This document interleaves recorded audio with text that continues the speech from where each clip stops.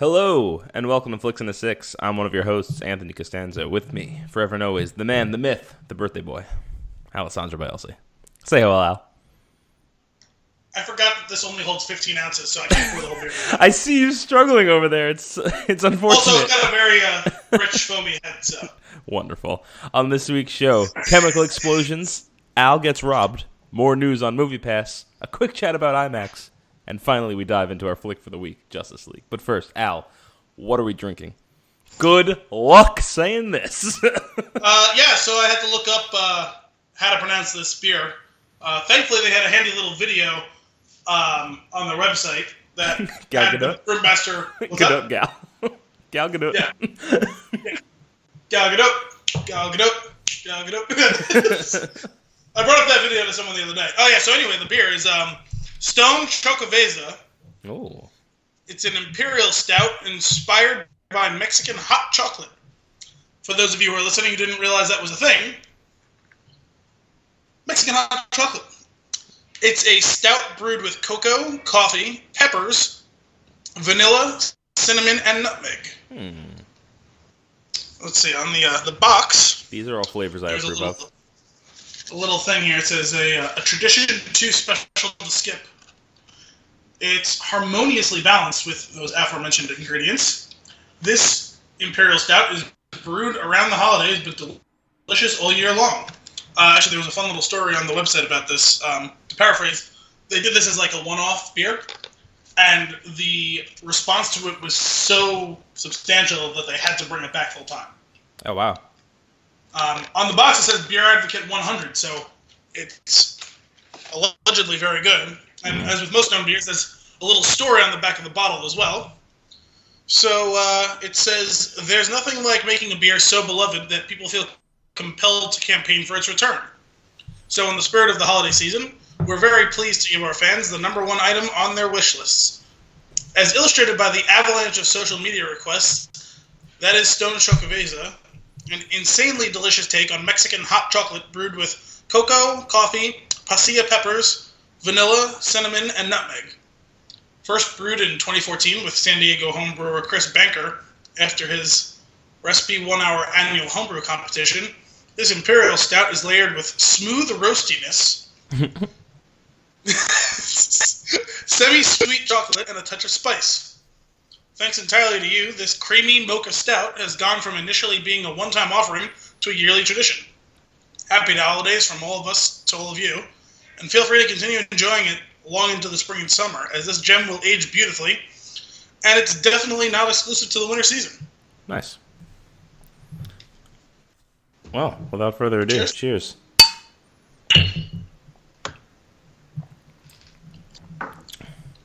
Oh, yeah. There's a lot going on there. That is tasty. You know what that tastes like? An $18 six-pack, Al.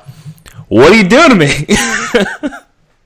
I'm pretty sure it wasn't $18 by me. Unreal. I've been ripped off. I mean, it wasn't cheap. It was definitely one of those ones that was more expensive than standard, but I don't think it was that much. I paid the dollars for it, and I'm not sorry. You shouldn't be. It's really good. It's really tasty.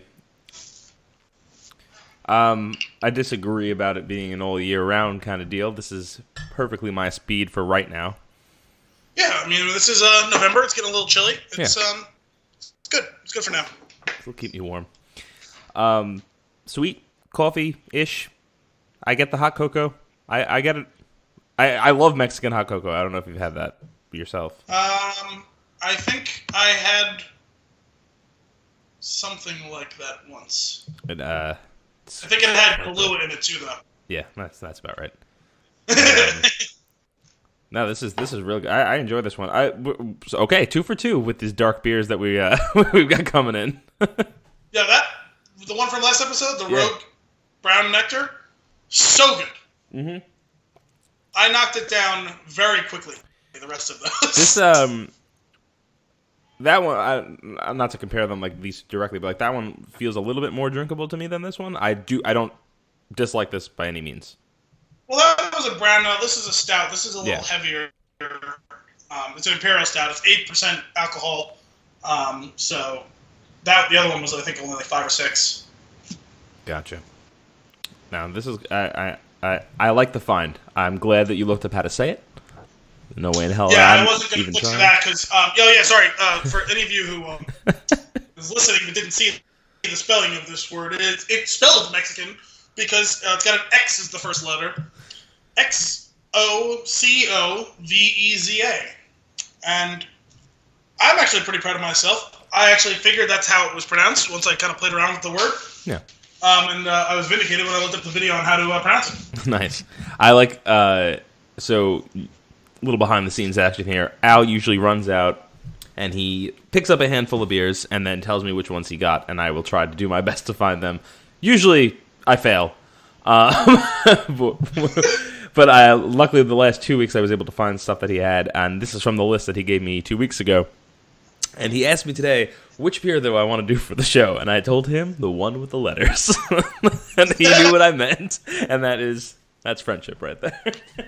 Now, which exchange did you enjoy better? Did you enjoy that one or the one about the murder on the Orient Express? That was wonderful.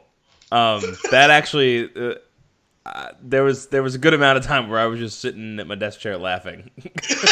No one was around to share it with. So if you listened to last week's episode, the plan was to do Murder on the Orient Express this week, but Al didn't get to see it, and it slides because it's his birthday. So we're going to do Justice League, and we'll do Murder on the Orient Express next week. Or Murder, etc., if you prefer. Yeah, Murder, etc. is how we text about that movie now, because who's writing that out? Let's be serious. Right? That's what I was thinking. I was doing something else. I was like, I think I was sipping my coffee. I was reading something on my computer. I had the phone in my other hand.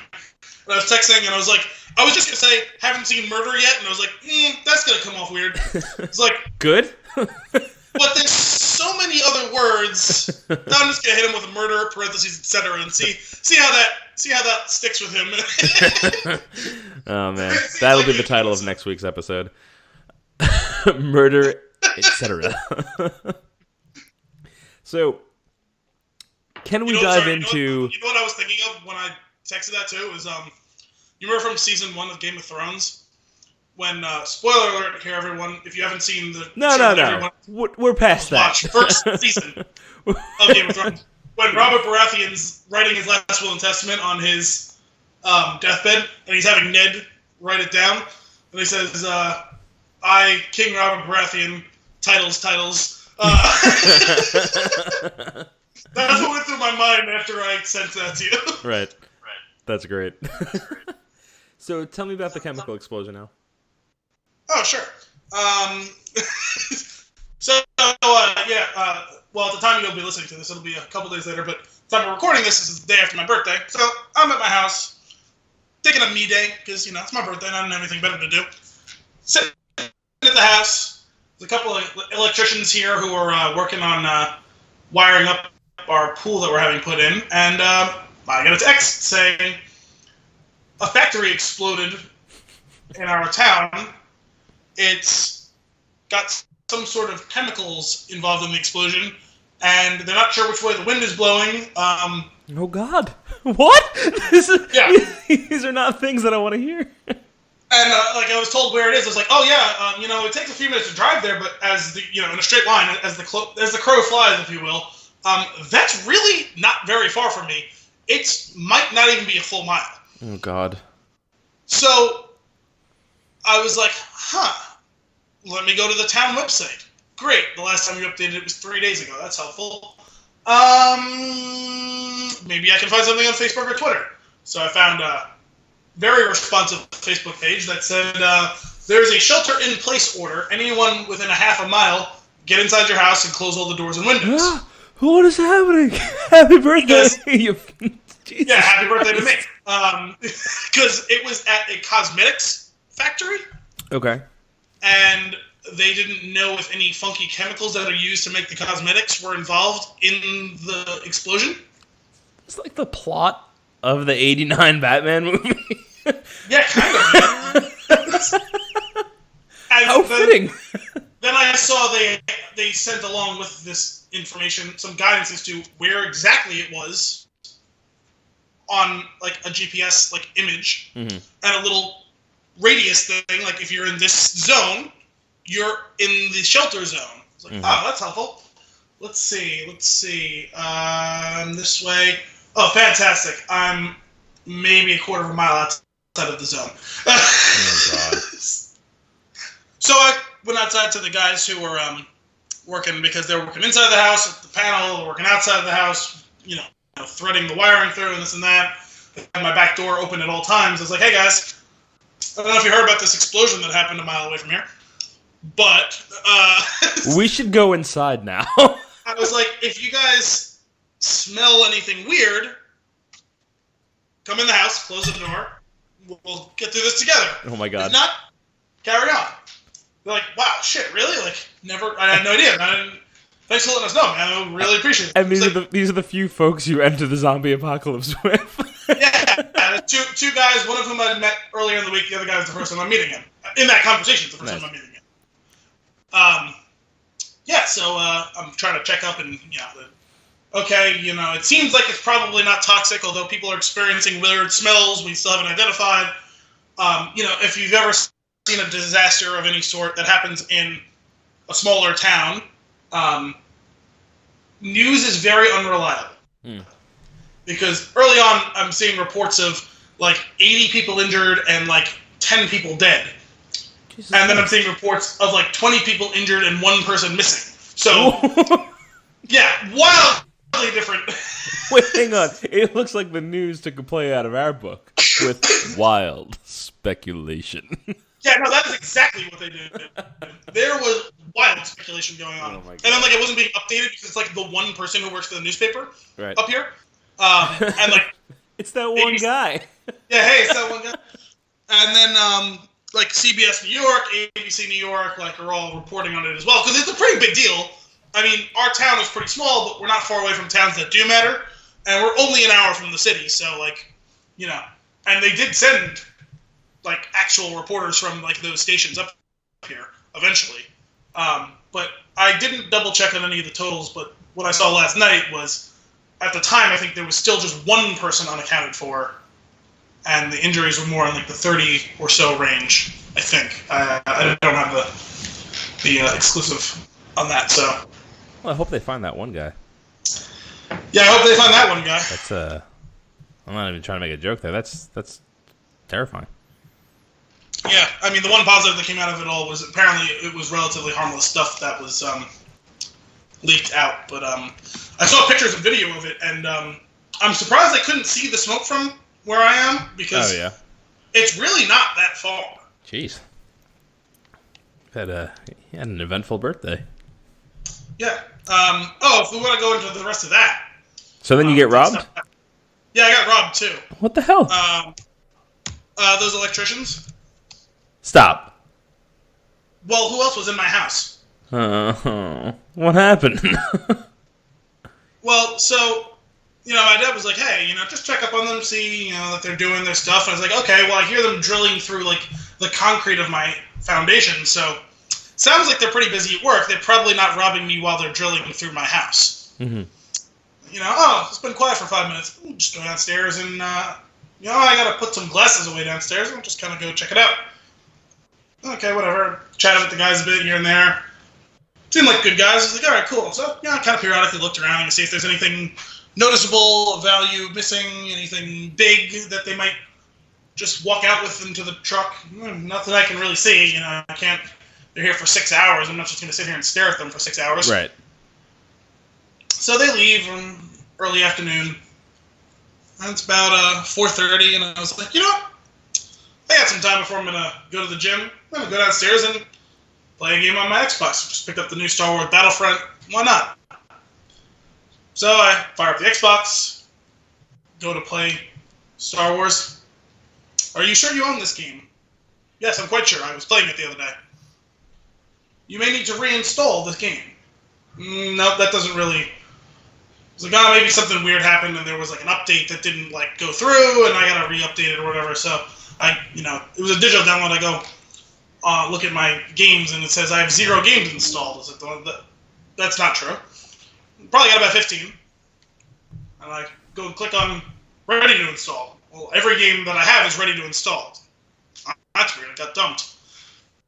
So I'm looking at that whole games and apps page, and it says you're using 4% of your capability. You have 350 gigabytes of memory left. I was like, no, I have like 2.5 terabytes of memory left because I have an external hard drive. Uh-huh. So I was like, you know what? Maybe the external hard drive, like, for some reason, like, it's like not powered up, or maybe I gotta unplug it and plug it back in, and it's not powered for whatever reason. So I walked over. Oh yeah, the light's not lit on the hard drive. That's weird. So I went to unplug it, and there's no cord attached to my external hard drive. Okay. So they stole the cord to my external hard drive. That doesn't sound right. You're right. I was confused too. I don't believe it. Well, I can bring the computer over here. We're on Skype, and I can show you how there's a lack of cord. Somebody else took the cord out. Oh yeah, who? I don't know. I live with 3 other people. Why would he? Why would he? Yeah, that's about how I went through. And then there was some rage that overtook me a bit, because it's like, this is just a huge middle finger to me. It's just a USB cable. It's a little more than just a USB cable, because it actually has 2 prongs on the end. They're fused together into one lead, but it's not just the normal micro thing. It's got 2 separate pieces to it. That's strange. It's a funky little thing. Huh. But I have a hard time believing that they would take that, and why they would take that. You know what? I've been going through that same thing for the last 18 hours or wherever it was. I have no explanation for why they would do it. All I know is that on Sunday night I was playing on the Xbox, so the cord was there. And on Monday afternoon, I couldn't play on my Xbox because the cord was no longer there. Have you approached anybody else that lives in your home? Oh yeah, all 3 of them immediately. And nobody took the cord. Again, why would they take the cord? I find it more likely that one of your family members is trying to mess with you than that the electrician stole the cord to your hard drive. I would agree with you too, except for one of 2 things. It's not April Fool's, it's my birthday, which is in November. And 2, they saw murder in my eyes, and I feel like the joke probably ended there. This is strange, Hal. I feel like the cable's gonna show up. How? I don't know.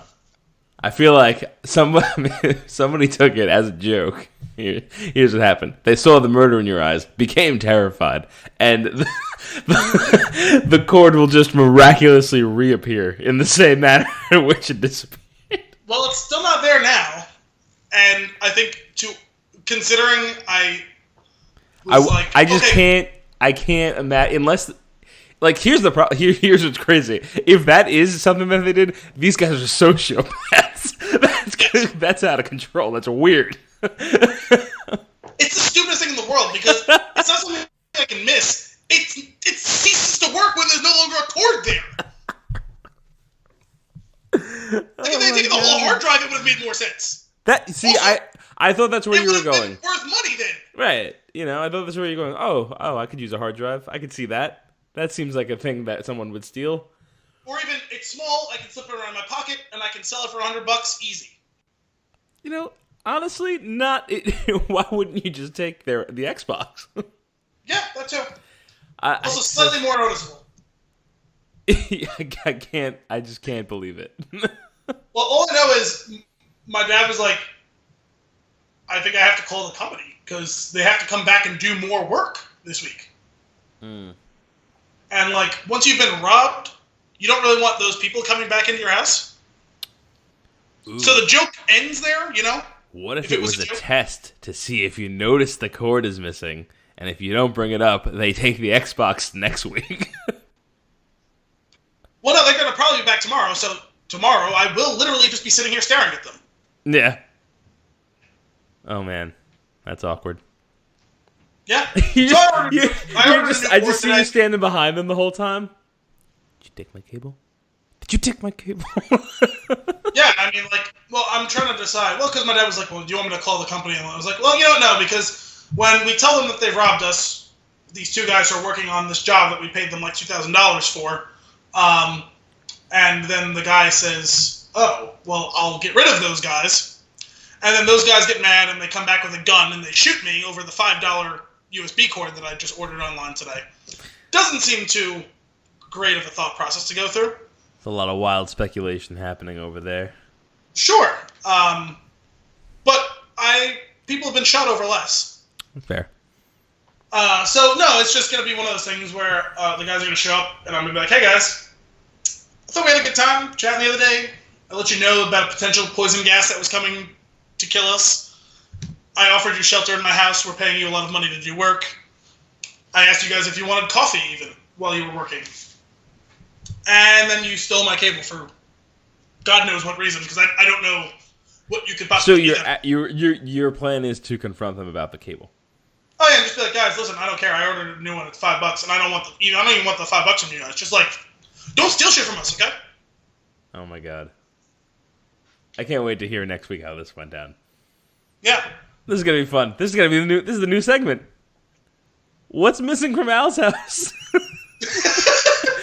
God, I hope next time it's just like one of the guys from the foosball table, like just one. No, see, the thing is, that would be funny. Yeah. That would be a funny theft. It's like the old Dane Cook skit. What the hell did they take? You're gonna be wondering forever. Oh my god. Well, exactly. My dad was like, "Oh, now we gotta like check out like the basement and see if they took anything else." I was like, "Well, I mean, like the refrigerator's still there, like the TV's there. Like, I was like, maybe they walked into your workshop and took a screwdriver, like because like your saw is there, like your ratchet set. That was the thing I was looking out for because it was sitting out. It's like a $200 ratchet set. It's all a nice one big container. It's easy to grab that by the handle and walk out to your van. You know what I mean? Sure. You're certain there's no cable back there? We've gone off track. This has gone on way too long. We're checking back in on this next week. We're moving on to Movie Pass because there's news. Oh, there is news. There is news. Did it cease to work? Al. Still works? It still works. But it gets more interesting. There's actual news on this front. Oh, okay. Not only does it work, I get an email from them. Thank you so much for your support. To show you our appreciation for your feedback and all of your patience with use these past couple of months and for being an early Movie Pass adopter, we're giving you first dibs on the new annual plan that's launching for a limited time only ahead of the holidays. $6.95 a month. Oh, I got an email, something like that too. One of our biggest fans forwarded me an email about there being a holiday special deal. Mm-hmm. So I'm pretty sure the emails just came out like probably a day before for folks that already have it. He is not. Sorry, I'm having a conversation with someone who I told not to have a conversation with me while I'm on the air. Hey, Uncle Pete. No, he's gone already. Yeah, so, if you want to scoop that up, that's a hell of a deal. It's a hell of a deal already. Here's the thing. This is what's happening right now. They're like, crap, this plan's not working. So everybody's going to buy this year plan, and they're just going to fold up. That's what's next. Be on the lookout. Well, I already saw. I didn't realize how expensive, like how long this has been around for, and that there was already, like, it was really expensive, and then they dropped it down to like whatever you bought in at. Right. It was like $50 a year or something like that, or not $50 a month or something stupid. It was some crazy number that was like 5 times whatever it is now. Right. No, that's crazy though. I was considering upgrading just so. I mean, it makes sense for me. I might as well just do it. Yeah, I guess so. But hey, it works, and it works at the movie theater by me. So hey, that's great. I've just been lazy, and I haven't gone onto the site and seen what like theaters they work with because I'm not going to buy it until I'm 100% sure it'll work on one that's close to me. Fair. So you can, like I said, like early on, you can only use it for you're only able to use it for like a standard movie ticket, which is great. That's fine. That's totally fair. When I went to see Justice League, I saw it in IMAX, and the IMAX ticket it obviously does not work for because it's like a premium ticket. That is at the theater that I went to. I think it was $21. Holy shit. Yeah, it was up there. Now, a couple of things. I saw it in 3D. Did you? Not by choice, but I did. Okay. Yeah, I don't want to do that. You know what I'm saying? I can't That stand shit it. was fun. It was fun. Well, it's getting better. I promise you Yeah. that if this was in 3D, it would not have been good, because what I was about to get to is that the IMAX screen was slightly out of focus, and I noticed it immediately. And the only reason I noticed it, I'm looking at the text on the screen, and I could see that it's out of focus. And because I knew it was out of focus, I was able to notice it on other scenes, which drove me crazy.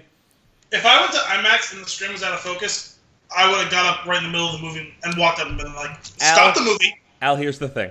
Fix it, because I spent $20 fucking on a movie ticket. Well, this is where the story comes in.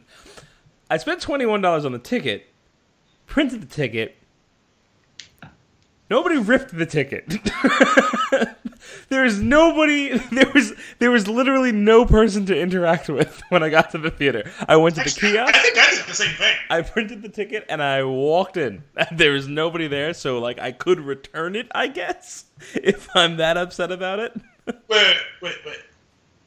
I don't think returning a ticket works the same way that returning other items works. You can get the refund on the ticket. I don't think that's how that works. It does. I've done it before because I've not gone and I've refunded it. All right. But I would honestly, I don't really care. I'm not doing it. That's so we're not going to find out whether or not it works. 2, if I was to refund it, I wouldn't want the money back. I just want another ticket. That would be it. But I don't really. Again, I don't really care. It was just odd. Like I walked in and I was like, I got my ticket, and I walked in and I went to the theater.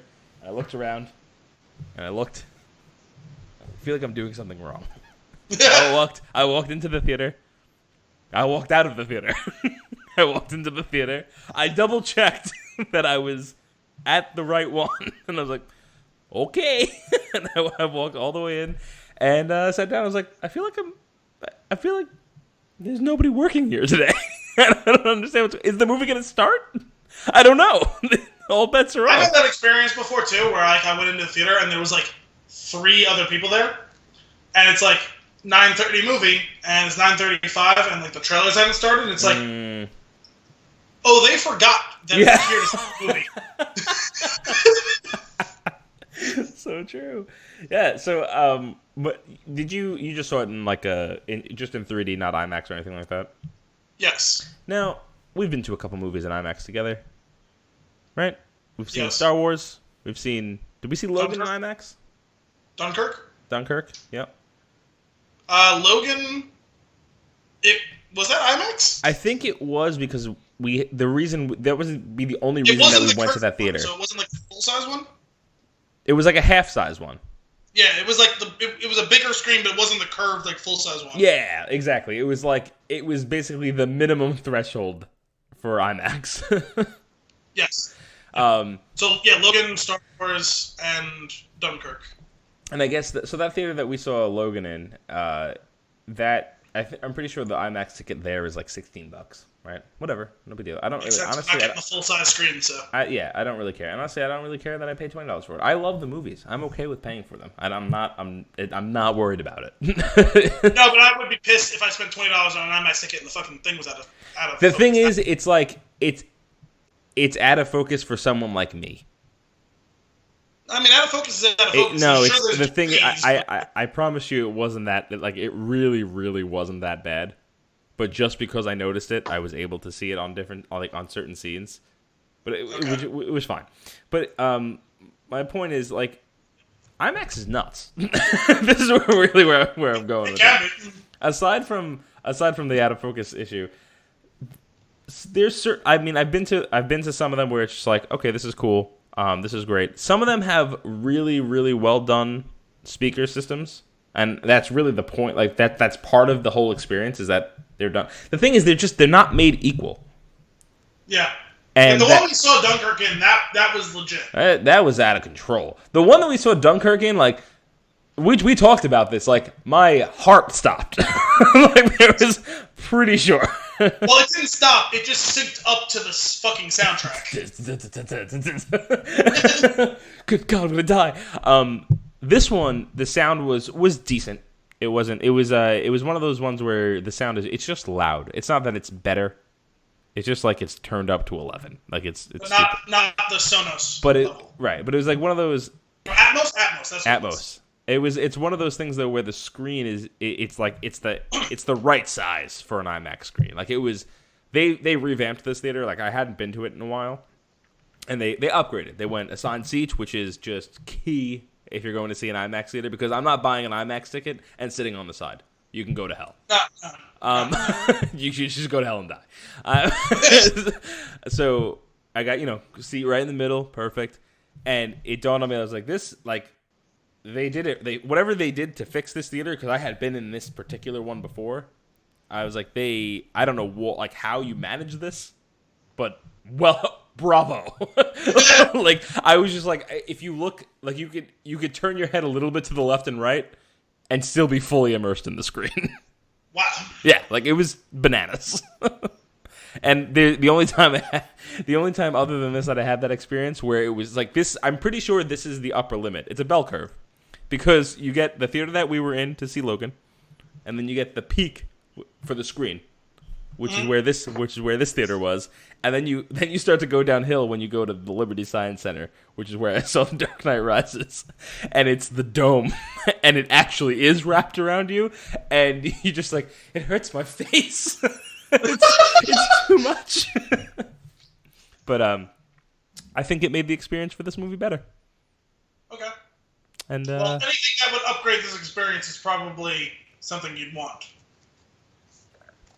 Fair. The real reason I wanted to bring this up though is just like you how do you feel about this? Like, is it kind of silly that the experience is different based on theater? Yes, it's kind of ridiculous. I mean, if you're gonna say just between a traditional screen and a full-on IMAX is gonna be substantially different, like understandable. But within class of thing like standard ticket, IMAX, you would want consistency in those sorts of things. Yeah, it just doesn't seem right. And I'm gonna apologize in advance because the theater that we're seeing Star Wars in the second time is the one that we saw Logan in. So I don't think they've revamped that one since. So it's just like, I feel like it's just entry level IMAX for that. That's all right, as long as the experience on the first time is good. Yeah, that's all that matters to me. Yeah. Pro tip: if you're going to see, if you're listening to this, you're going to see it, right? I mean, otherwise, why are you seriously write us? Why are you here? You see that movie the first time in 2D. There's no questions about this. Okay. I will not accept it if you go see it in 3D the first time. Well, I'm following your lead, man. You bought the ticket, so yeah, I know. You don't have a choice. I will shepherd you to the right theater because that 3D shit is garbage. Actually, it didn't bother me with Justice League, although I do have issues with it because, like, I wear contacts, and the lenses don't always sync up with the 3D glasses. Yeah, that's fair. But it's like a catch-22, because if I don't wear the contacts, I don't have that issue, but I also don't see as well. Right. And I have trouble focusing on the screens sometimes without the contacts, so... Fair. Yeah. You gotta pick my point. I would say this was another thing that I was super happy about was my friends had bought the tickets to see this, and then I tagged along later on because I had other plans, and then they fell through. But I bought the tickets, and I was like, oh no, like you're going to the IMAX one. I was like, okay, fine, but I'll pony up the money because I know that I just figured that it was going to be 3D, because usually the IMAX theaters that are also that. A movie that is playing in both standard and IMAX, and it has 3D, the IMAX version is usually the 3D one, as far as my experiences have been. Okay. This one wasn't. The last few showings of the day were standard in IMAX, and I was like, oh, well, now I'm interested. Yeah, I was like, you've got the best of both worlds. Now, if you put me in, so the theater that we go to where we saw Logan, and where we're going to go see Star Wars in IMAX, they have an Atmos theater in there. If you put that speaker system in this IMAX theater, I think you'll melt. It's good. It would be nuts. Wait a minute.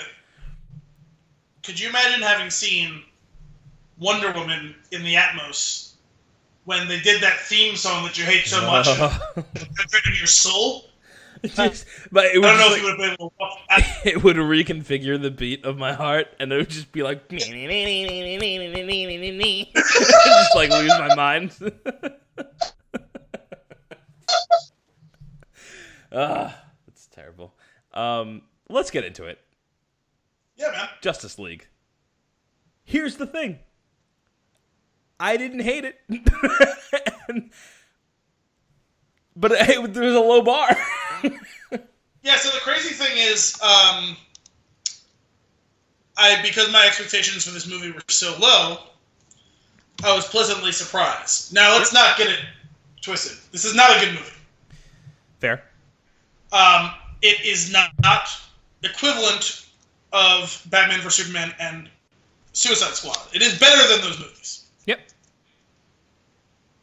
It's, at its best, it's average. It does not hit its best very often during the course of it. Right. It is, it's a stupid movie. It's big, It's big and dumb and bad, but sometimes it's kind of fun. Yep. So I can tolerate bad and stupid if you're at least letting me have fun. Yeah. Because Suicide Squad and Batman vs. Superman didn't let me have fun very often, so they were just bad and stupid. And soul-crushing. Yeah. I agree 100% with what you're saying. There's also, on top of it, though, for the fans, there are a couple of pretty cool things that are peppered in there. Oh, sure. There's a fun nod here and there. There's a couple of good lines. There's some funny stuff. There's Easter eggs and teasing and stuff going forward. But the thing is, so as far as the quote-unquote Justice League goes, taking Batman vs. Superman, The Dawn of Justice, to Justice League, it is a step forward. Yep. Not good, but it is a step forward. Yep. But when you look at the landscape of DC at large, it's a step backwards because it is significantly worse than Wonder Woman. Oh yeah, 100%. Yeah, I don't think there's no arguing that. Wonder Woman is in a league of its own. As far as DC goes. Yeah, like that movie, it stands apart from these. It is excellent, and then here's the thing: like it's a step in the right direction. If Wonder Woman didn't come out, yeah, you know? That's what I'm saying. The progression of the league together, of the connectivity, yeah, it is a step forward. But the DC universe at large, it is most certainly not. Mm-hmm. I agree, and we've talked about this a little bit, but a lot of it feels to me like if you talk about Wonder Woman, right? And Wonder Woman was so good. Wonder Woman was an origin story, right? We were learning about the character. We were getting in depth with this one particular character, and we had this pretty cool story around it, and it was just the execution was it was perfection. Like the way they did it was they really nailed it. The problem with the problem with Batman vs. Superman and like going into this whole series. Wait. You said the problem singular? One of the main things that is a problem. Okay. That honestly I do believe kind of leads to pretty much every other problem in the series. Is that you're jumping into a point where you're saying these characters are established. But they're not. They are established for fans in a sense. We know who Batman is. We know who these characters are. But in your universe, in your cinematic universe, they're not established. Yeah, we'll get into that, I think, more once we lift the veil. Oh, yeah, absolutely. There's one character in particular that is what resonated most strongly with me for. Okay. I felt that way about Aquaman. Sure. We'll get into it more after, I guess. But, no, I totally get where you're coming from right. on that. And like, here's the thing. It's what you're saying. It's the reason. One of the biggest reasons this movie doesn't work is because Batman vs. Superman didn't work. Mm-hmm. They're building a house on a faulty foundation. Right, and it's a problem. But they're too invested to go back. And I understand the business. I understand they probably can't do it without risks. But that if you really look at it, that's why Wonder Woman works. It's better. It's like, okay, we're not tied to this crap. We're bringing this character up, and you are so much more connected with her in this movie than you are with any of the other characters because you have that background. Well, yeah, the reason Wonder Woman worked, you're right, is because they said we're distancing ourselves from that as much as we possibly can. Right. I'm going to slightly disagree with you about that, though. And this is something I was going to say more after the spoiler, but without spoiling it here, I can say, Wonder Woman is the one you probably care the most about because you liked her in her movie, but they utterly wasted her character. They did not do her justice. No, they didn't. Didn't do her justice. Not intentional. That was one of the best, worst, happy accident. cheesiest line in the fucking movie. We'll get into that. Oh yeah, we'll get into that later. But so here's what my point though is that, we've talked about this a little bit in the past, but DC jumped in as if they jumped into their Avengers movie, right? Yes. That's basically what they did. They tried to catch up right. in 1 year for 5 years of background that Marvel did. Right, and it's done so.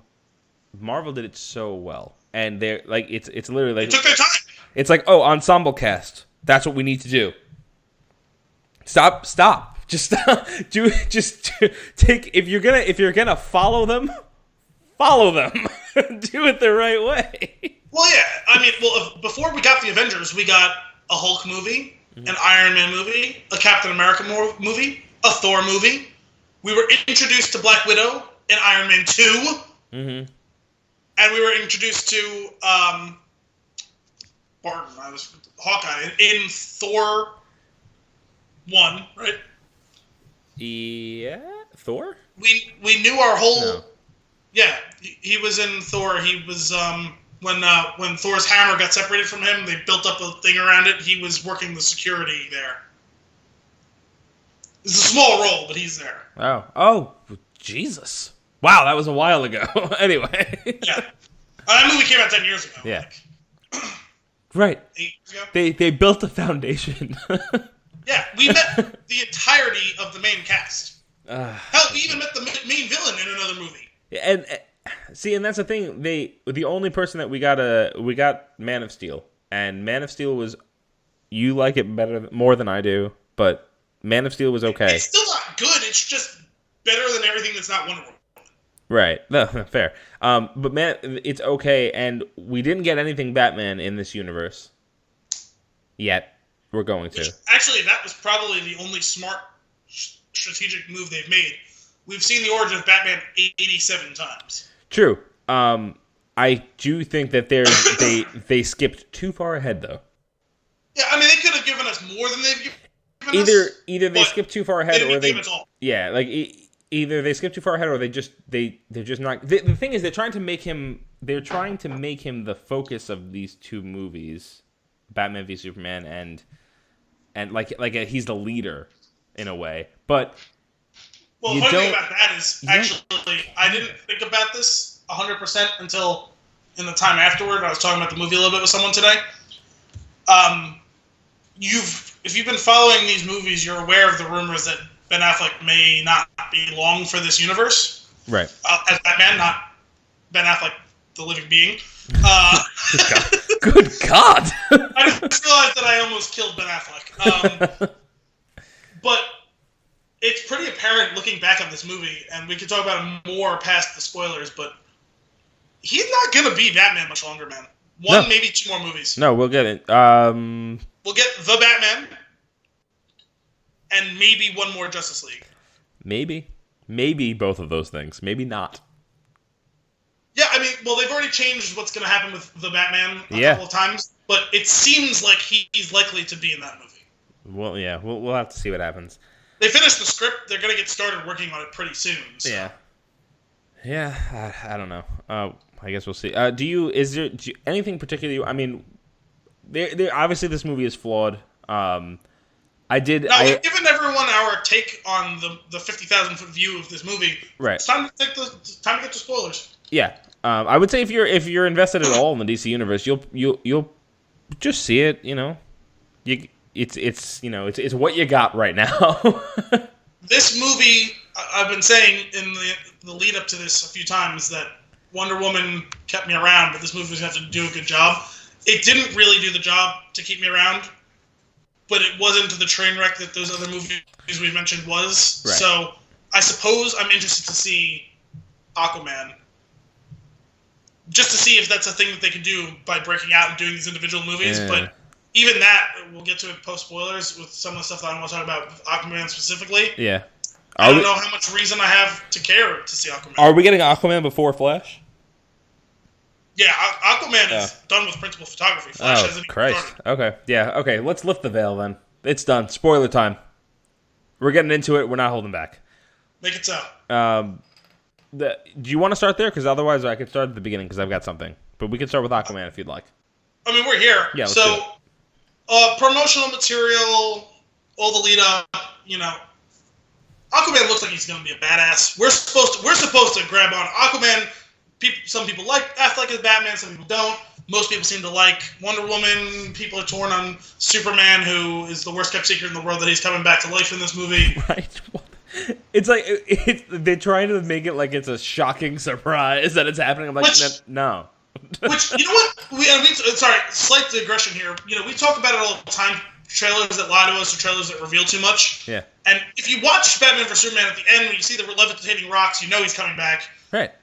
Then they have a trailer where Jeremy Irons says, "They told me you were coming," and it's what clearly was that scene? It wasn't in the fucking movie after all that. Then why did they put it in the fucking trailer? You know what was really distracting was that 3/4 of the way through the movie, we already know Superman's back, and I was like, "Ooh, that scene hasn't happened yet. Who else are we getting? Oliver Queen? Green Lantern?" Fuck, are you talking? You're gonna make me digress again. I have another thing here.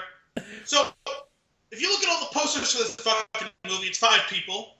You add Superman in, he's 6. Do you remember a year ago? I had forgotten about this. A little over a year ago, through most of 2016, when they started promoting this movie, all their posters said Unite the 7.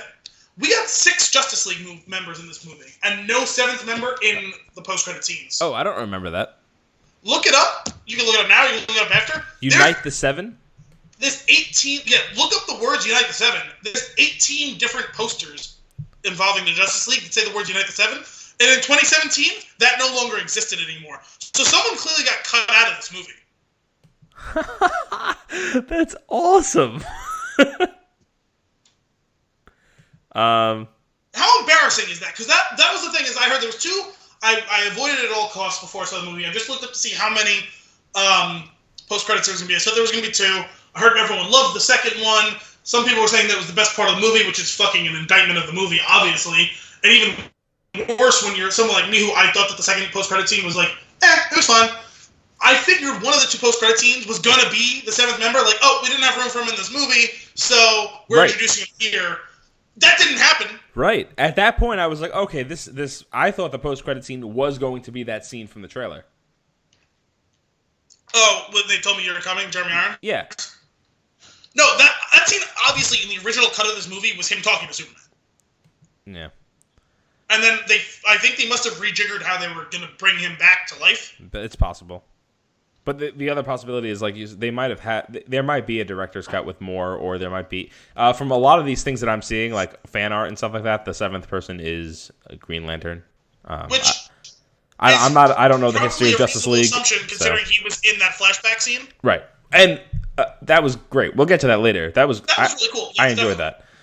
But sorry, going back, we've gone way off topic. Let's get to Aquaman. Just organically, all these things that are issue. See, I forgot about the Unite the 7. Someone brought it up, was like, oh yeah, there's going to be a 7th member. That's probably one of the post-credits. I was like, I don't remember that being one of the posters. Like, yeah, it's been one of the posters. So I looked up the posters, and I was like, it just says Unite the League.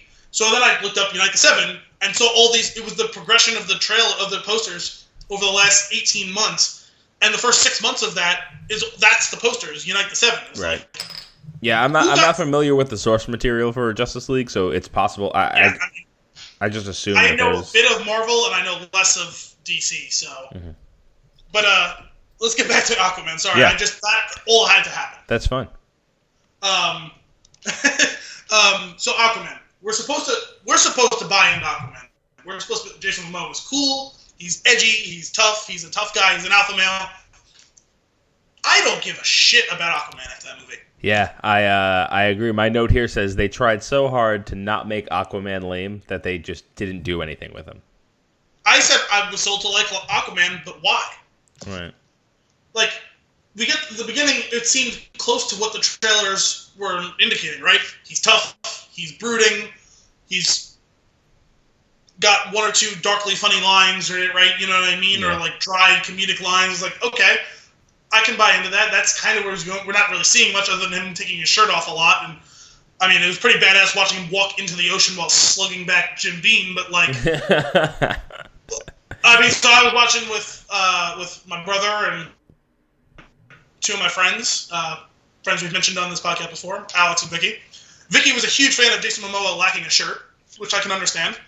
Fair. I wish I looked like Jason Momoa, I'll be honest. But that was the biggest takeaway from this movie was he looks good without a shirt. Yeah, it was weird, man. Because they just jacked up his character all over this fucking movie because he's this dark, brooding guy in the beginning of the movie, and then he's cracking ridiculous, like, bad jokes later on, and, like, so there's an awkward tone shift in the character, and I don't know who he is now. I agree. I also so you like you said, you got the brooding Jason Momoa in the beginning, and then you get at the end when during all the fight sequences, there's this really disjointed yell that he does throughout. Are you drinking from a growler? Is that what's happening now? Are you done with your other beer? This is audio only. There's no video. Okay. So and then later on, when he's like during the fights, you just hear him like making these like weird yells as he's jumping through the sky and hurting things, and it's just like wah, and it just does not fit him at all. No. Right in the middle there was a sweet spot though. Right in between all that, when one woman had the lasso of truth on. And that scene got me to crack up a little bit. No, that was a funny scene. Yeah. But it still doesn't fit with whatever character that maybe they were selling you on in the beginning or in the end. Like, right. So yeah, he was.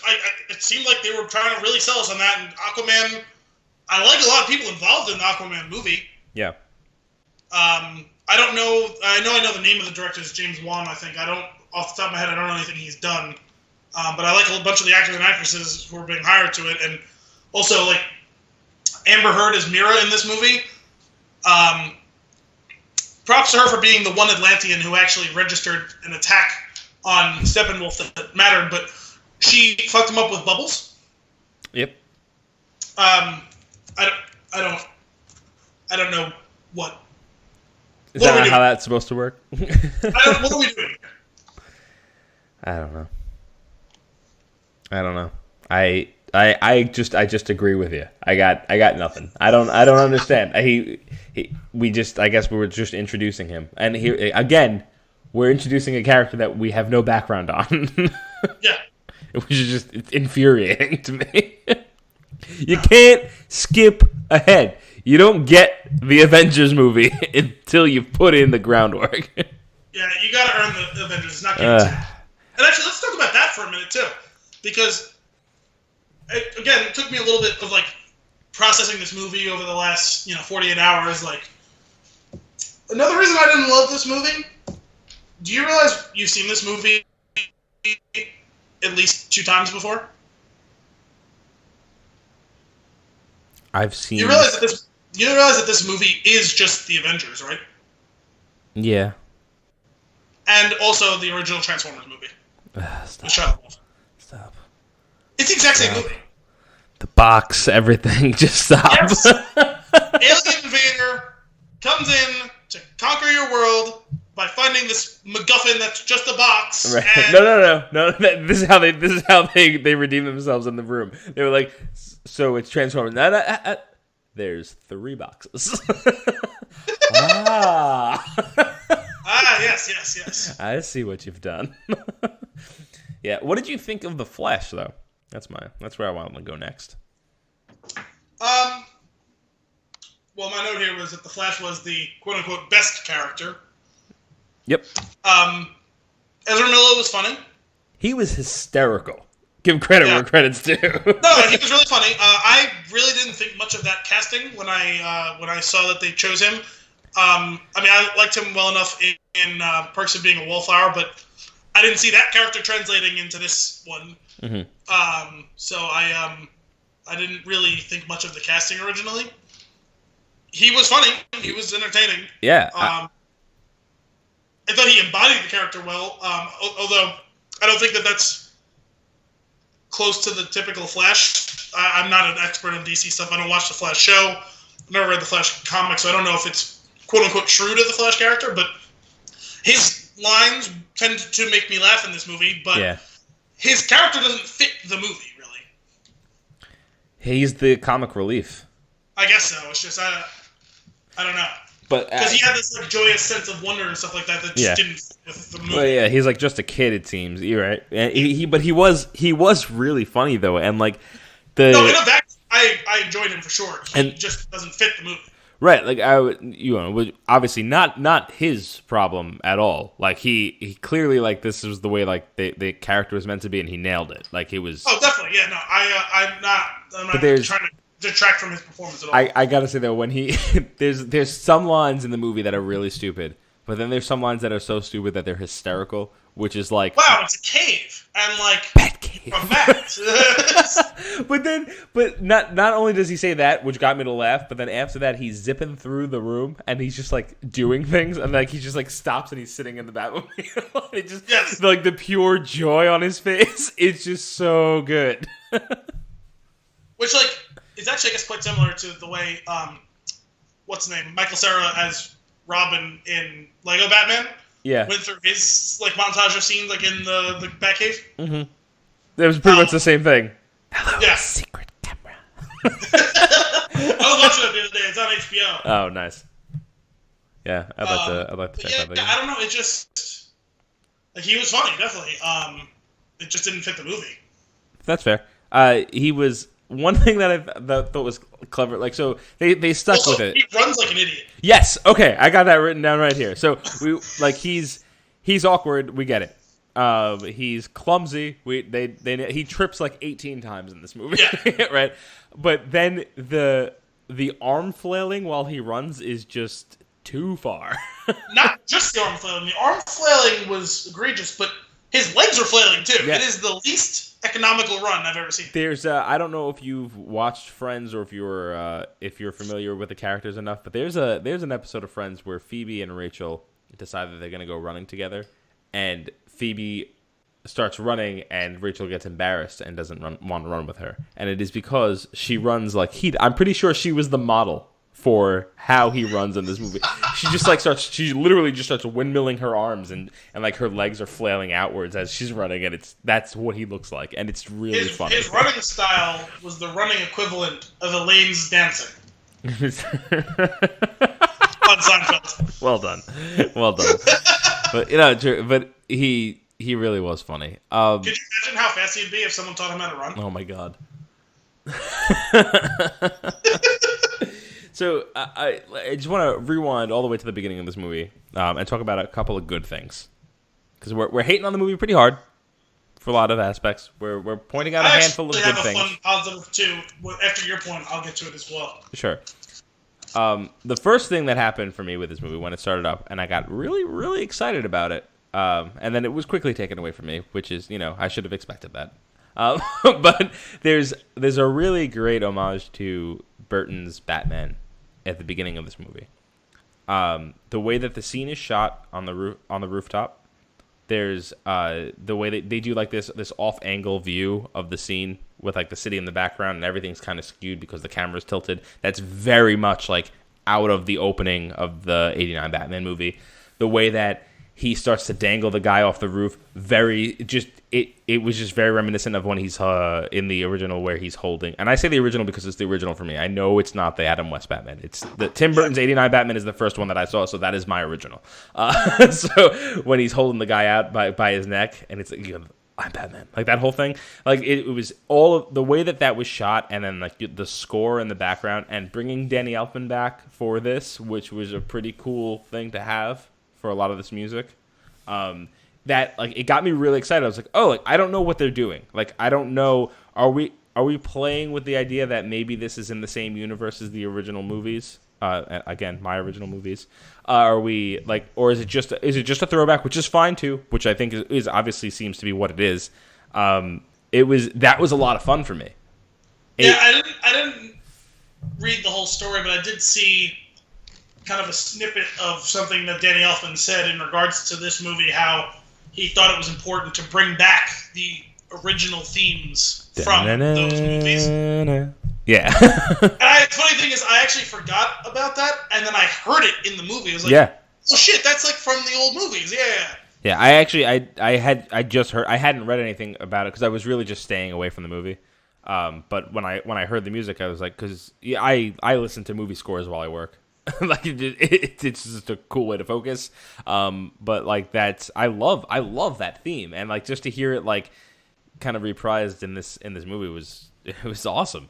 And that scene, like I said, like I got this feeling of like, oh, like this is just like, this feels like the '89 Batman, and it would have felt more like that if it didn't open with an actual song and just opened with the theme instead. They do this weird mixture of remade rock songs throughout the movie and stuff like that, but then when they get into the orchestrated part of the movie, like that works for me. Like I love that type of music in a movie like this, like where the music is made to fit the scene. Yeah. And we get we get that, and then it gets a little over the top, right, with this alien thing. Cool, fine, I get it. It's not the old one, but like it's cool to give me that.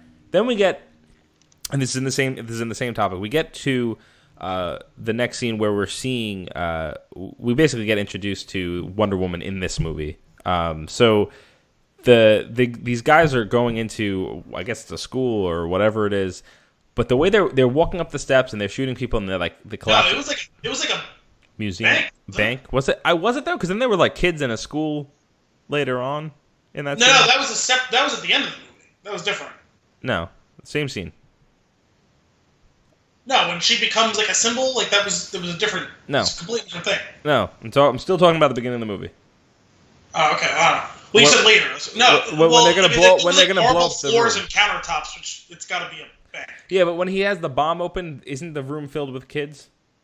It was a mixture of people. Right. Anyway, so wherever they are, that's not the important part. What's important is that the scene was very reminiscent to me of the Joker coming up the steps. I think it was City Hall or something like that in the '89 Batman, and the way the music's playing and the way that the scene is progressing. I was like, this is awesome. Like, if we get a lot of this throughout the movie, I'm gonna really enjoy this. And then it just dies, and they just stop doing that for the rest of the movie until like 3/4 of the way through, where we get the John Williams Superman for a second. I'm like, oh, they're doing it again, and then they just stop again. I'm like, you guys are just taking me on this roller coaster, and it's driving me mad. Well, that plays into the whole thing where, at times, this very evidently was a movie made by two different people. Yeah. Which we've alluded to in the past, and we know, and like, there's nothing you can do about this. It wasn't like one of these movies where studios interfered and they fired someone halfway through. Like, this was unavoidable stuff, but like, there was times where the scenes in this movie, really, you could see them because just jarring shifts in tone and like, sure. I mean, it was, and it wasn't just that sort of stuff, because it plays into some of what you're talking about with the score and like kind of the iconography of the older movies, you know what I mean? Like being reproduced in a newer setting. Mm-hmm. But it plays into the whole thing with stuff like the awkward jokes, the changes in Aquaman's character throughout halfway through the movie. Did we talk about in one of the previous episodes? Did I talk about with you? You're aware of what happened with Henry Cavill's face, right? No. You're not aware of this?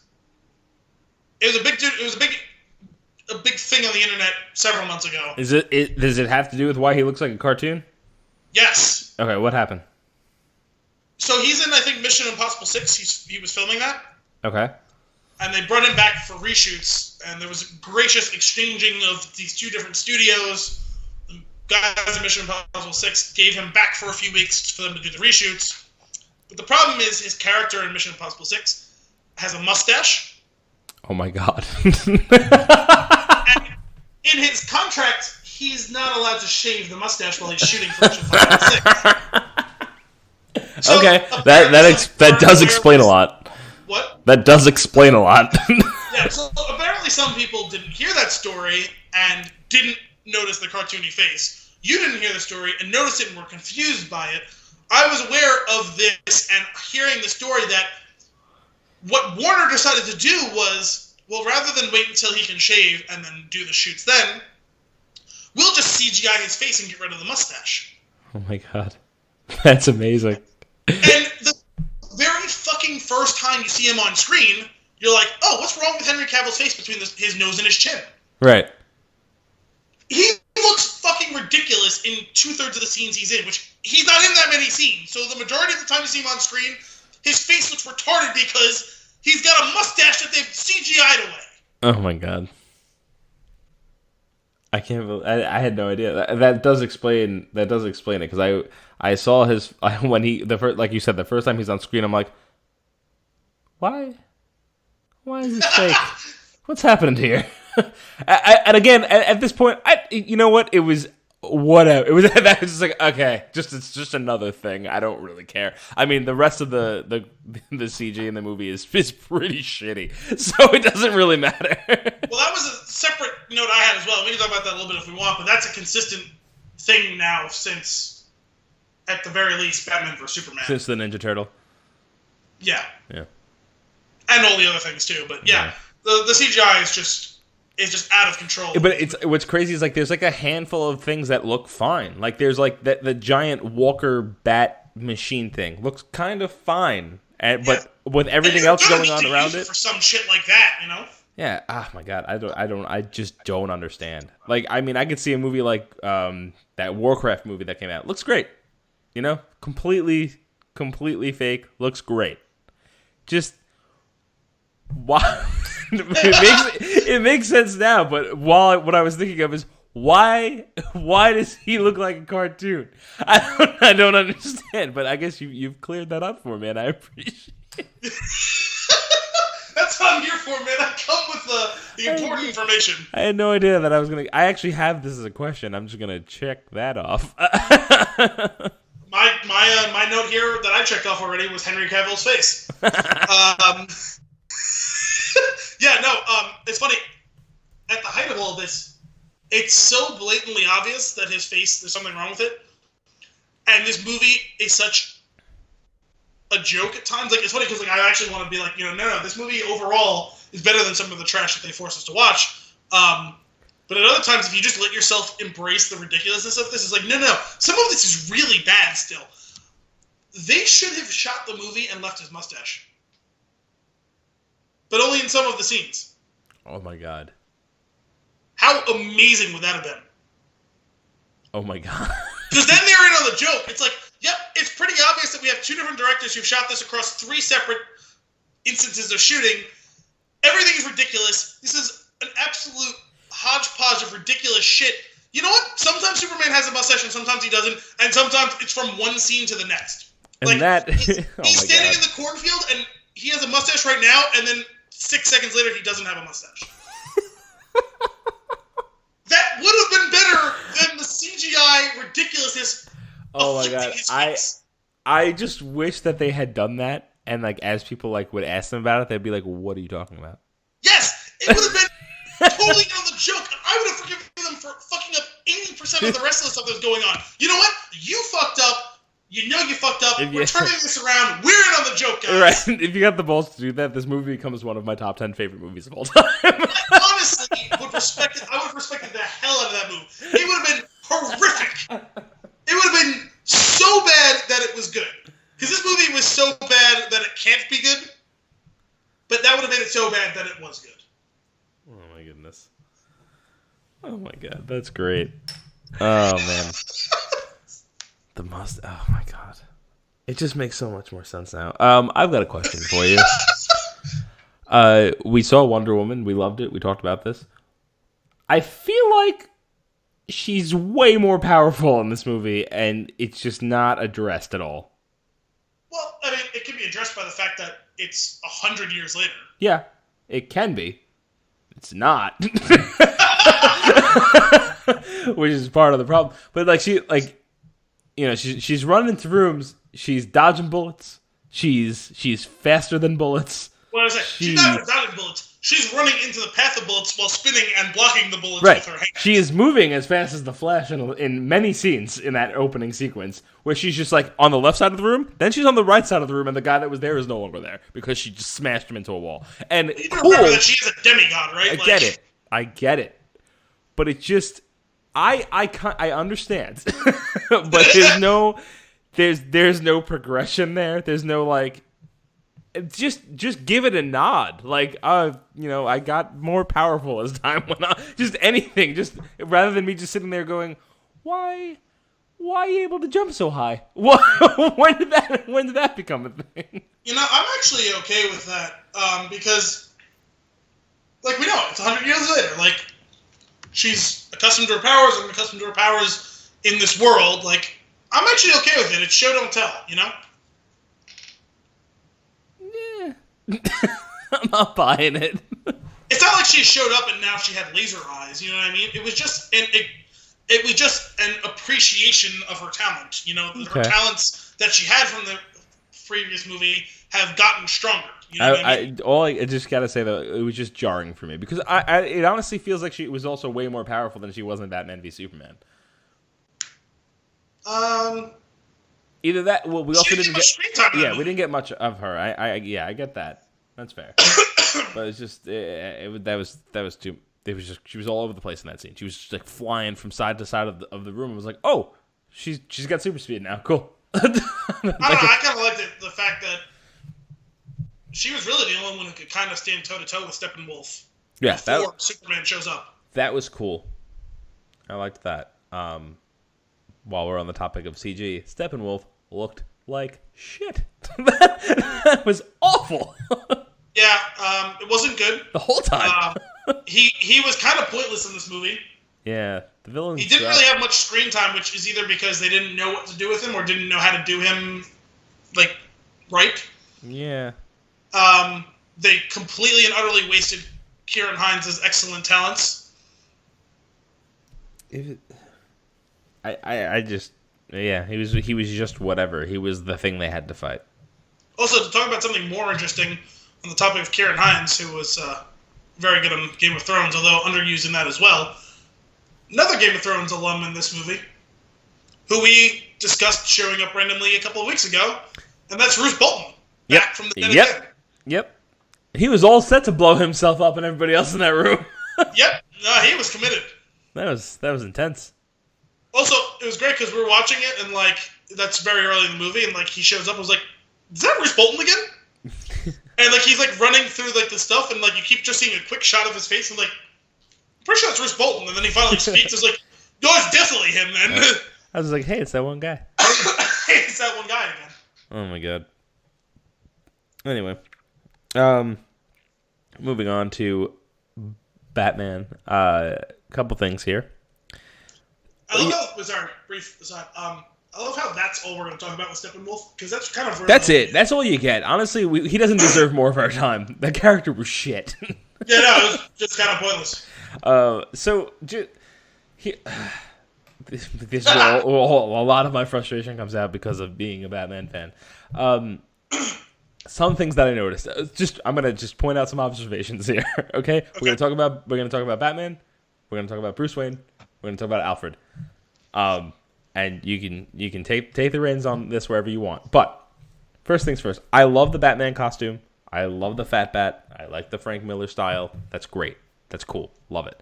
I think the scenes that they did with Ben Affleck without the costume as Bruce Wayne, the way that they were shot and the way that he like holds himself, very reminiscent to me of the animated series. I don't know if that was the goal or not. That's how it felt to me. I enjoyed that a lot.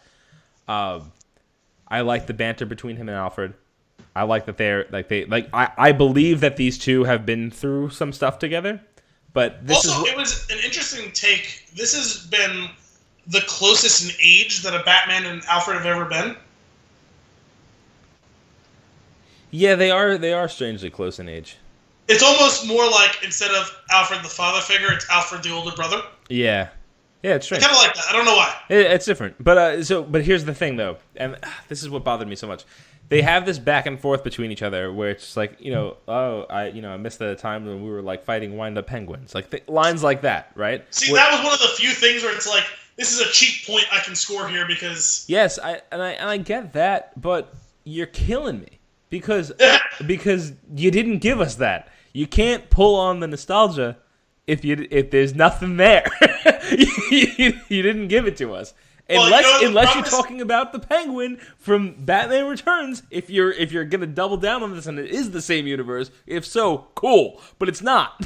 Well, yeah, that's the problem. It's not borrowing nostalgia; it's stealing it because it's not nostalgia of its own material. It's nostalgia of a predecessor that was done significantly better than this. Right. It's like, oh man, that sucks. I'd like to see you guys take on that, but I guess I never will. Because Batman, here's another checkbox I have. Batman is old as fuck. Yeah. And they pull no punches. It's very heavy-handed. They're like, he's not going to be Batman. We talked about this a little bit earlier on. Like they're phasing him out. Well, that was a conversation I had today with someone who had seen the movie. It was like, how many more movies he's going to be in? I was like, well, he's going to be in the Batman most likely, and he may be in the next Justice League, but they have to start positioning themselves to move past him, and that's what I was saying. Like, as it was like kind of like marinating in my brain the last couple of days, like, how many times are we going to hear, "Oh, I'm not as young as I used to be. Oh, I don't bounce back as quickly as I used to be. Oh, I'm getting a little too old for this. Oh, it's time to move on to a new leader in Wonder Woman, and I'm pushing her to be the leader that I can't be, and does this team even need me? Does this world even need me? This and that." It's like, oh my god, just leave already. Right.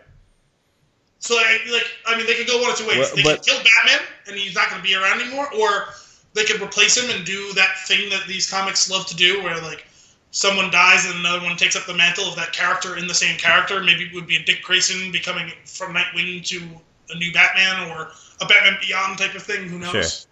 Well, and that's that's totally feasible, especially if you're following like the footsteps here, like of like some of the source material. Like if he just becomes like the mentor guy, that the guy in the chair. But it just you didn't give us the back, like you didn't. I get it, and that would be cool if you played that card, like, oh, I'm getting to the Danny Glover, if you're playing the I'm getting the too old for this shit card. Yeah. That's cool if you gave us the few movies beforehand where you got too old for this, but you didn't do that, and I'm bitter about it because I love Batman. Yeah, the bitterness is starting to show with you finally. I'm frustrated now. Rightfully so. A light in a dark time here. Commissioner Gordon. Yeah. Love me some J.K. Simmons. Me too. He's the best. Yeah, they definitely didn't give us enough of him, and I think he had kind of said that too. I think really he's being positioned to be in the Batman more significantly. Yeah, but they're just, again, stop. You're going backwards, and you're just having this. You have like this finale that sucks, and you're gonna build, and every movie that's gonna build up towards it's gonna be like, oh, this is great, but it's just gonna lead to this trash heap that you have over here.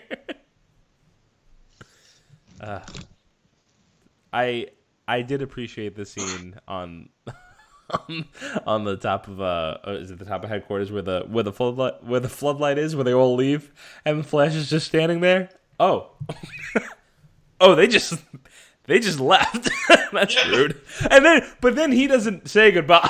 He just flat out leaves too. Beautiful. It's almost the coming back full circle to the joke in the Nolan Batmans too. Yeah. We're talking about stealing from better predecessors that you didn't earn.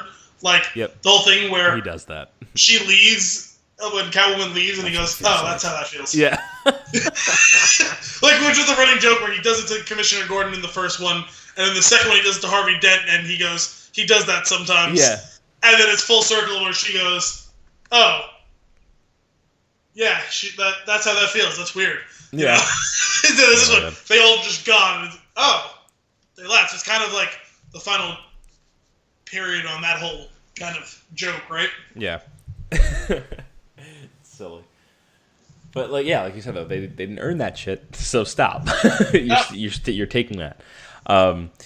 There's I want to just quickly jump back because we had mentioned a little bit about it before. So as much as I don't want to talk about Steppenwolf anymore, but we get that like the background story, right, and the war that that he was fighting, tearing people down. No, we didn't get a background story. We got a fragment of a background we got a background story. scene. We still don't know who the fuck he is and where he came from. That's a fair point. We got a background scene. I apologize. But we did see the Green Lantern get murdered. Like, he got murdered on screen, which was shocking. I didn't expect to see that. And then the ring go off, and the way that scene was done, I thought that was pretty cool. I like that. Yeah. It's like, oh, gotta go find that new guy. This guy's done. Yeah, no, it's... The question is he dead? Yeah, he's dead. Well, that was pretty cool. And that again, as we mentioned before the spoiler area here, that is part of the reason I just expected that we were going to see the Green Lantern at some point. Yeah. Or also, that he was going to be in that scene. That scene gave us, like, the only good line from Steppenwolf.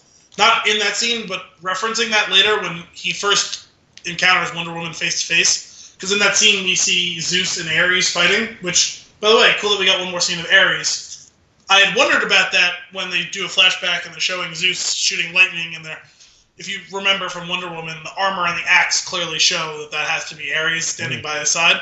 Yeah. But you never actually see Ares' face. And in the movie, it's credited as David Thewlis. Yeah. Which was kind of cool, considering we didn't actually, it could have just been a stunt double, or just CGI, because everything was CGI on that team. Right. Everything. But even Superman's face. Yeah, exactly. Well, you never actually see his face. It gets covered by axe or him spinning, or you see the back of his head. Sure. But Steppenwolf says to Wonder Woman, "Oh, you have the blood of the old gods. The old gods are all dead." Yeah. That was the only line of the whole fucking movie. Yeah. Oh man, there's a scene where Wonder Woman says, "I work with children," and it's almost for a split second, it was almost as if the movie was self-aware and it realized how much better Wonder Woman is than all this shit that they're doing right now. Well, that's one of the few things where it's like that line was 100% written by Joss Whedon. Yeah, yeah, most likely. Oh my god. You know what? I'm going to take the reins here. I'm going to switch this up. I don't know how long this will take. Maybe it'll be a minute. Maybe go it'll be for 10. it. Talk about something slightly positive in this movie. Or try and spin it in a positive light. I'm going to lay a hypothetical in front of you. If this movie was made 20 years ago, it would have been a raging success. That's fair. Right? Yeah. Because it's just a big, dumb action movie with too much CGI and stupid, cheesy one-liners. Sure. This movie 100% plays in that 1995 to 2000 bracket. Yeah. At the time, this would have been one of the better superhero movies ever made. Right, like if we got this instead of like Batman and Robin, people would have lost their shit. Exactly. This movie actually fits with the sensibilities of the late 90s. That was what I came away from. Was like, oh, this was just big and dumb and stupid, and it was funny at times, and the CGI wasn't very good, and it's just like it's overly macho at times, and it's Aquaman slugging back Jim Beam, and it's Ben Affleck pumping his chest muscles in front of Wonder Woman, and it was just stupid one-liners and making fun of the dorky Flash kid, and I mean, like this movie in 1997 would be tremendous. Yeah. Yeah, but, you're right. Right? Yeah, didn't think of that. That's kind of crazy. But unfortunately, the punctuation on that thought, to paraphrase someone who's very near and dear to you, is at this point in time, we deserve a better class of superhero movie. I feel like you're trying to drop something on me, and I'm not picking up on it. Well, that's a Joker line. We deserve a better class of villain in this town. Oh, okay. I like it. We do. We do. We deserve a better class of superhero movie now. In 1997, this checks all the boxes, but we're better than that now. We deserve better than that now. Yeah. We're not getting it from DC. What did you think of Cyborg? I didn't think much of him, to be honest. The thing, I feel like there were concepts there that were kind of cool, and I feel like the character could have been interesting. The character would have done pretty good with his own movie. Oh, that movie that's coming 3 years from now? what the hell are you doing? You need to, you're not going to get me to care about the character for the first, oh my God, I'm so frustrated. You realize we're going to get The Batman and Wonder Woman 2 before we get Flashpoint and Cyborg. Yeah. And you realize we should have gotten all of those things before the 2 Avengers movies that DC gave us. Oh, 100%. We're gonna get Aquaman next year, and then we're gonna get Wonder Woman 2 and the Batman in 2019, and I think Shazam as well. Mm-hmm. And Suicide Squad 2. And then in 2020 we'll get Cyborg and Flashpoint. The thing is, with Cyborg though, there were some cool things there were some cool threads that you could have pulled on there. He doesn't he knows he's not real. He's not a person anymore. He's an embodiment of the consciousness in a way, and he just he's struggling with it. That could be a really cool story to actually flesh out. Yeah, see that thing with the first several times we saw him on screen. That's a movie that totally plays with right now. That's a movie. That's the classic superhero movie we deserve right now. We've talked about in the past, the superhero fatigue and how to beat that back. And that a movie like Thor, and I know you don't love the movie, but the concept of Winter Soldier, making that sort of movie that's not actually a superhero movie. It's a different type of movie masquerading as one. Right.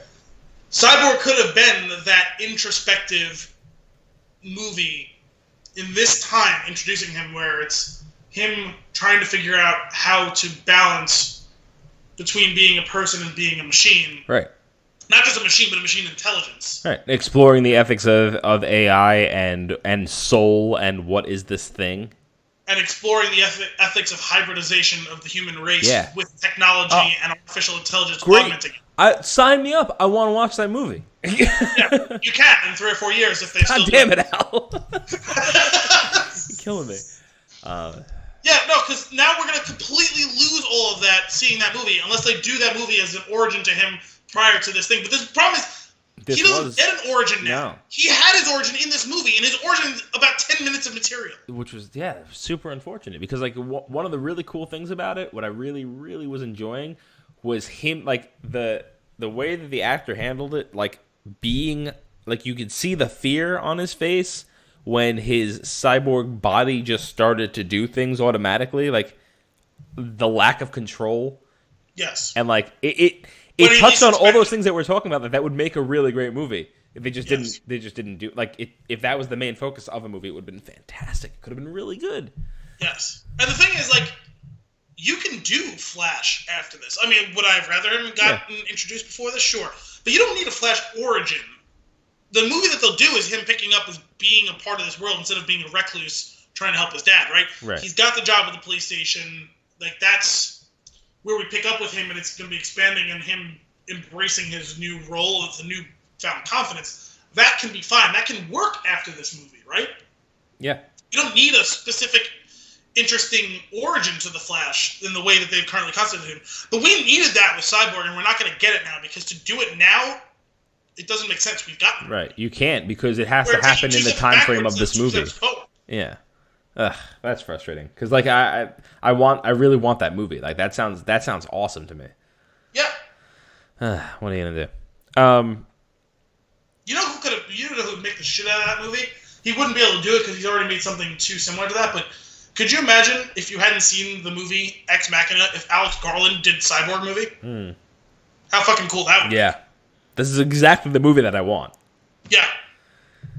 The movie I deserve. So there's the scene. Again, we talked about this earlier. If you put the mustache on him, if you left those random scenes in there, if the movie becomes self-aware and it enters the top 10 for me, here's another scene that could have done it. When Superman is choking Batman. If he was just say, but Martha, I would have lost it. And I would have been pre-order this movie now. How about this, as he's choking him? Martha says hi. Say hello to your mother for me. Oh my god.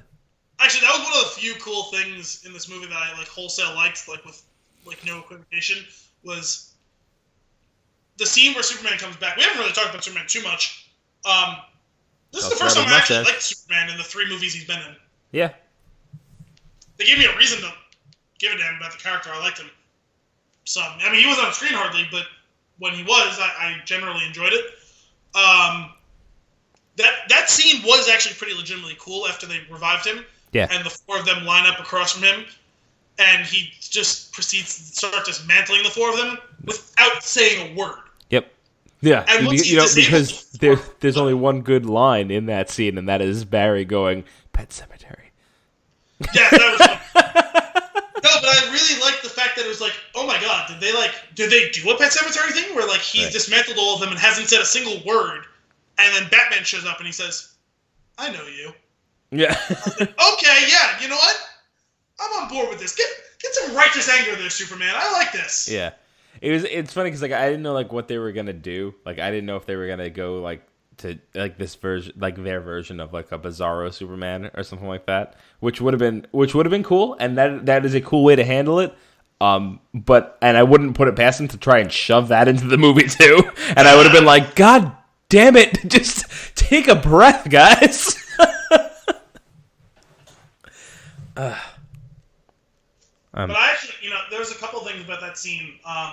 For one, you alluded to it with Cyborg having reactions that he couldn't explain or control. Mm-hmm. Because that was the most substantial of them. Where his arm just decides it's a dress. His arm decided that Superman was a threat, and he was going to start firing at it. Yeah. That was crazy. That was actually kind of cool. Yeah.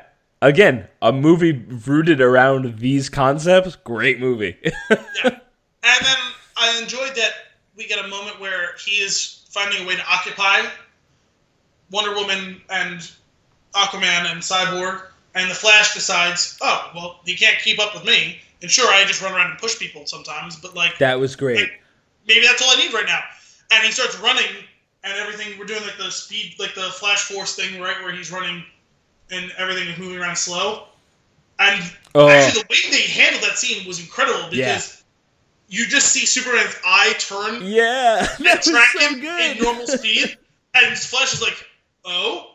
And then following the eye is Superman's head turning and tracking his body in normal speed, and it's like, oh, I fucked up. Yeah. Oh no. That was actually legitimately cool. I don't do battle. I just push people and run away. Actually, the best part about that whole thing was that's what he did in that scene. Yep. After he's running around and they're showing that Superman can match him move for move, so he's swinging at him and Flash is like, oh, I'm just going to keep dodging because that's the only chance I have. He gets him a little twisted up and he pushes him and runs away. Yeah. Beautiful. I like that. I also like that when he was like, Barry, just go save one person. Then what? Yeah. Then you'll know what to do. Then after he saves that one person, he goes, oh! He just saves the rest of them. That was pretty great. I also loved. There's a lot. He's funny. His character is funny. We talked about that. When he pushes the car off the road, out of danger, and then he looks to the right, and Superman is just bringing an entire building over, and he's so deflated from that.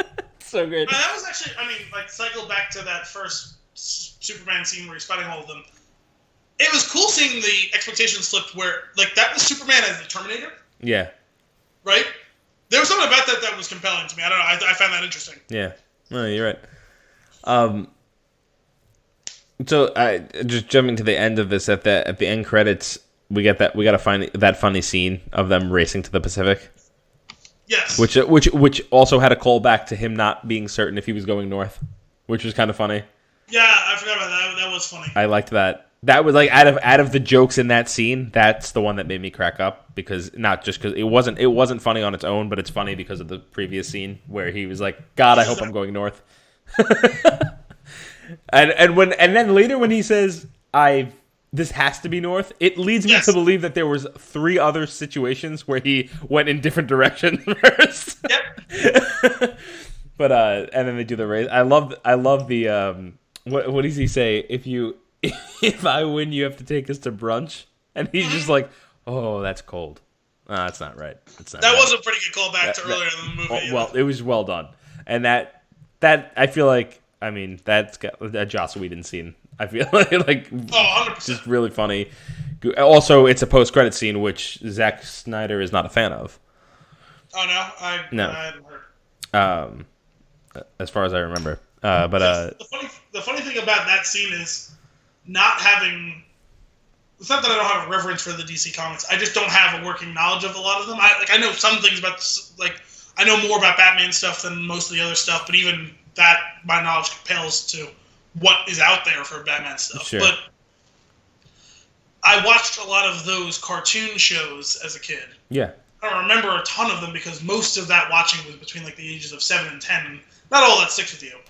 But even I appreciated that, remembering one of those from the Superman... It was the Superman show. One of them ending with a race around the globe between Superman and the Flash. Mm-hmm. But you don't see the race. You just see a band of blue and a band of red circling around the globe. Right. So you don't know who wins, and they're matched spot for spot around it. Right. Even I can appreciate and love that scene and what that represents. Yeah, I dig it. What about that second post-credit scene? Just Well, so the thing is, I was seeing references to this from the advanced screenings, from people who I know got invited to that, who are reporters in this field, who are huge fans of the source of these things and the material, and all of them were like, oh my god, it was so amazing. The whole room broke out in cheers, there were standing ovations, it was the best part of the movie, this and that. You know what? It might have been the best thing of the whole movie. And I didn't care for it. Yeah. I don't know. Part of it is I don't watch Arrow or The Flash.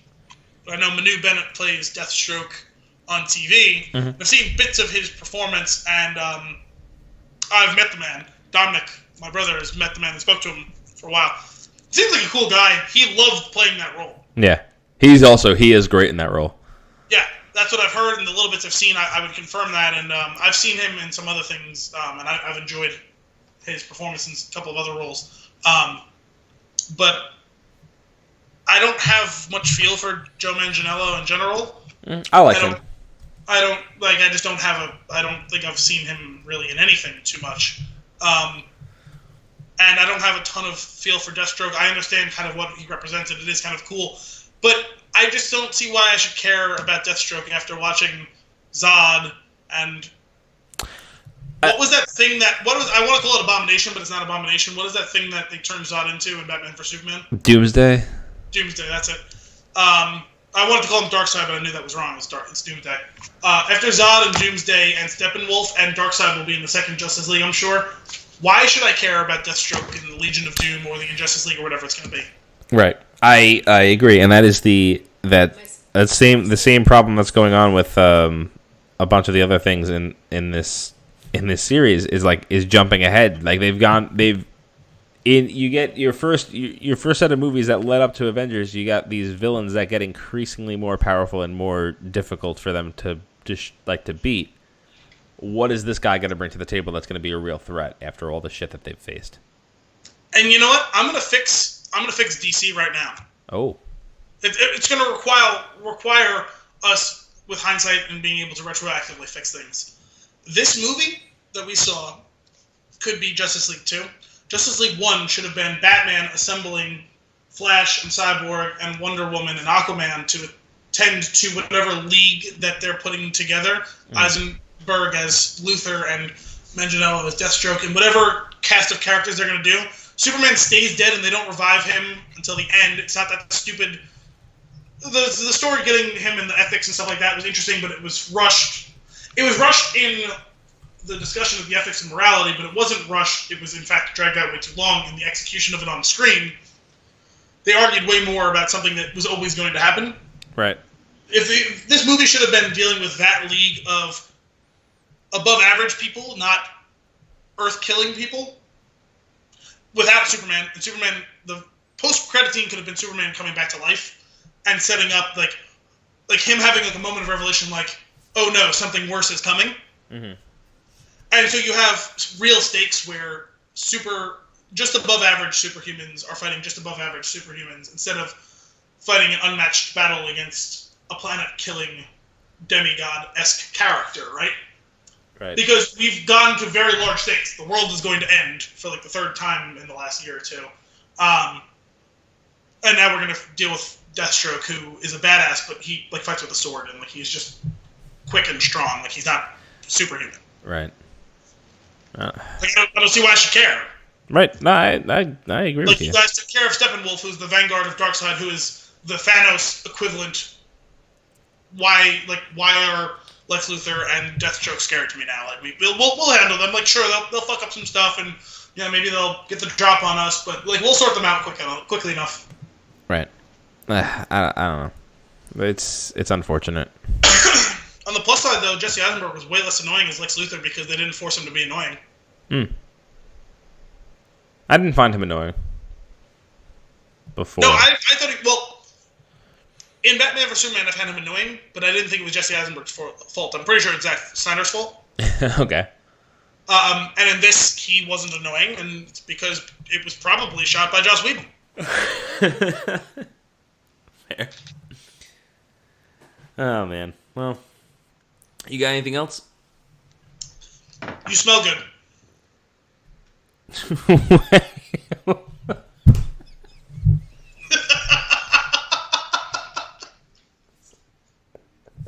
It's so awkward.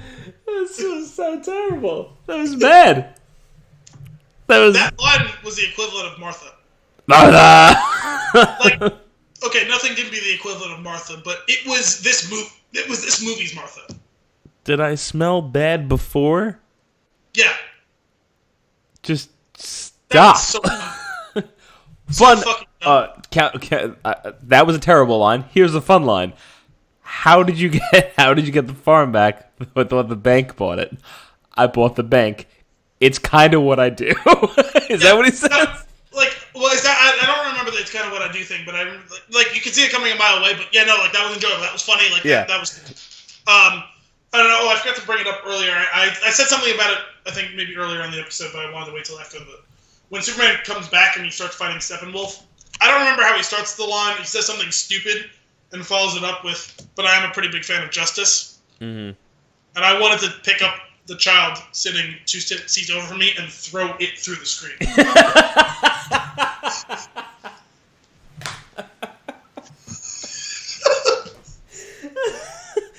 Oh my god.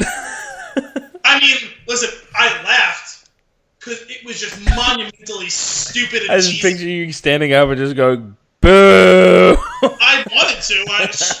At that point, I just didn't care enough, man. Like, it was like, I'll laugh. It's like, you're playing to the cheap seats. Like, that is so bad. Oh my god. It's almost as if he turned to the camera and winked after he said it.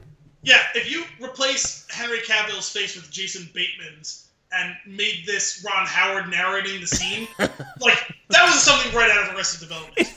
He just yeah, like the sound dips out and Ron Howard comes in and the American way. And they just oh, man. Oh, this movie could have been really funny. They should have went full on comedy. So, no, just picture this. Just everything's on the table. We're just going to turn this into a clusterfuck of a ridiculous thing. You have Superman sometimes having a mustache and sometimes not. Like, you could have had... Wait, hang on. On that note, though, in a very, like, Mel Brooks style, where it's like, where Igor has the hump on one side, and then sometimes it's on the other side? Yes. What hump? Like, you could have done... You do the mustache thing, having it on and off screen. No one says anything about it. No one addresses it. We pretend it doesn't happen. It's a wink, wink, nod, nod thing. And then you follow it up with him saying, "I'm a fan of justice." And then that's when Ron Howard comes in. This movie's been brought to you by Gillette. That's all you had to do. That was actually... It's funny that you say that. When we were watching it, there's the scene where Bruce is chafing. I just nudged Chris and I was like, the best a man can get. Oh, man. I mean, the thing is, like, this movie set up just as bad of a potential romance between him and Wonder Woman as the Avengers Age of Ultron setup between Hulk and Black Widow, like, it just doesn't work, man. Yeah. Yeah. It just doesn't work. And, you know, I was watching a little bit of Winter Soldier the other day. I still stand by the fact that Chris Evans, well, not Chris Evans, Captain America and Black Widow had infinitely more chemistry than Bruce Banner and Black Widow do. Yeah. I agree with that. I wish they would have ran with that storyline, man. I don't know. You know who's got some great chemistry is Thor and the Hulk. Sun's getting real low. Oh my god. Please stop doing that. Oh my god. I'm done. Are you done?